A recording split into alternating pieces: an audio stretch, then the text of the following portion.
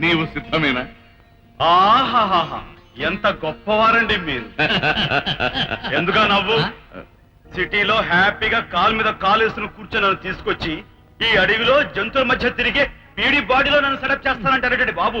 ఆ జుట్టేమిటి, shirt pant లేకుండా బైరాగలాగా ఆ తోలుకొచ్చేమిటి? పోయి పోయి అది కాదు మానవ. ఓయ్ ముసలాయనా, నన్ను దువ్వాలని మాత్రం చూడకండి. యముడు గారు, మీకు చేతనైతే మనుషుల మధ్య తిరిగే ఓ మంచి అందమైన బాడీ నాకు చూపించండి, లేదా నా శరీరం నాకు తెచ్చిపెట్టండి అంతే. ఆ యువకుడు ముమ్మూర్తులా నిన్నే పోలినాడు చూడము. వాడిని తర్వాతైనా చూడొచ్చు గురు, ముందు వాడి పక్కన గుంటను చూడండి. యమా స్థాయిలో బ్రహ్మాండంగా ఉంది చెక్క.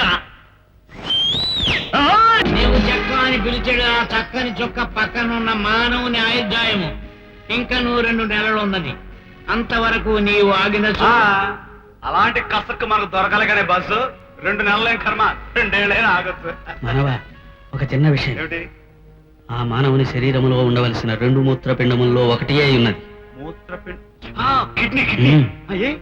తన సోదరి జీవితం నిలబెట్టుటకై ఒక మూత్రపిండమును వేరొకరికి దానమిచ్చి విజేత అయినాడు ఆ మానవుడు. ఆ పాపను చూసి మురిసిపోయి అతని శరీరములో ప్రవేశించుటకు ముందు ఈ విషయం ఒక్కసారి ఆలోచించుకొను. మానవా, వాని శరీరము నీకు నచ్చినదా? ఏమిటి మిస్టర్ యమధర్మరాజా, బాడీలో ఉండవలసిన అవయవాలు సరిగ్గా లేని వాడిని చూపించి వాడి బాడీలో నన్ను తోసేసి మీరు చేతులు దులిపేసుకుందాం అనుకున్నారా? ఈ విషయం వీరికెట్లు తెలిసినది? ఏం విచిత్రం కొత్త మిస్టర్ యమధర్మరాజా, నాకు పర్ఫెక్ట్ హెల్తీ బాడీ అన్నా చూపించండి, లేదా నా శరీరం నాకు తెచ్చి పెట్టండి అంతే.